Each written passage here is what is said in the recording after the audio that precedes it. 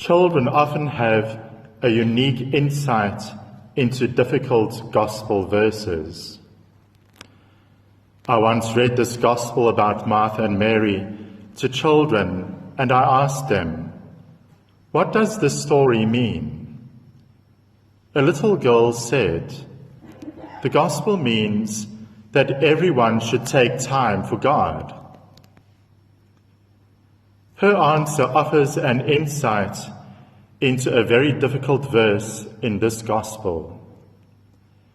When Martha complained that her sister did not help her with the chores, Christ gave her this mysterious reply: "Mary has chosen the better part, and it will not be taken away from her." Martha was laboring, while Mary was at leisure. Martha's work was necessary. Mary's help was nice. Why is Mary's part better? Is nice better than necessary? A cynic might say that Mary had outwitted Martha.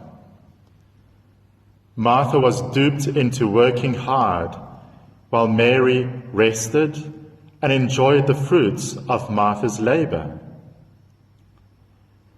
Workers have a tough life. Idlers get by easy. Many interpret this verse more soberly on a social level.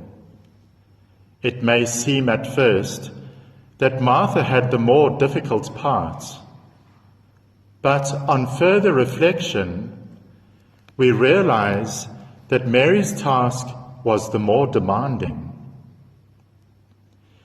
It is more difficult to care for people than to cater things. At a social, for example, it is easier to tend to the little chores of serving than to listen to the tiring complaints of a bore. It is easier to bury oneself in private work than to face the demanding public. It is easier to clean the house than to care for a crying child. It is easier for me to wash my car than to write my sermons. On a social level, Mary had the more demanding task, and she offered a greater personal service. But the Gospels are not about social grace. They are about supernatural grace. The little girl in catechism class understood that. The Gospel means that everyone should take time for God. This Gospel is about prayer. It is about the tension between our need to work and our need to pray. It insists that a relationship with the Lord is the one indispensable part of faith. Everyone should take time for God. Ultimately, prayer is more essential than work. The reason why we work is more important than the work itself. The problem with Martha was not that she was busy, but that she was too busy. She had lost sight of the reason for her work. This gospel does not deny that serving others is an integral part of Christian life. It insists rather that a personal relationship with the Lord is a prior necessity. The tension between Martha and Mary might be clarified by another gospel passage. A scribe had asked Christ "Which is the first and greatest commandment?"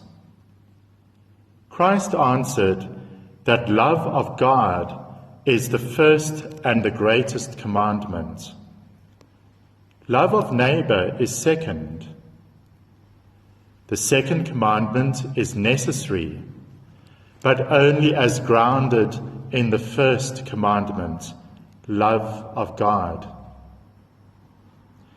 Love of neighbor is important as a consequence of love of God. Christ was really telling the scribe that everyone should take time for God.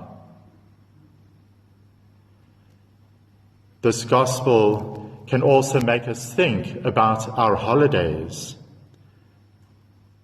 On our busy work schedules, we are Martha. When we are on holiday, we are Mary. It is important to get rest, to take a break, to enjoy leisure. The temptation is to take a break also from the practice of our faith. But that would be missing out on a splendid opportunity.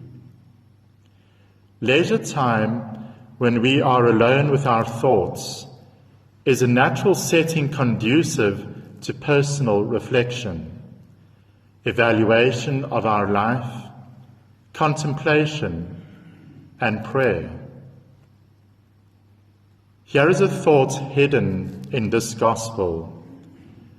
Don't take a holiday from the Lord. Take a holiday with the Lord. Everyone should take time for God.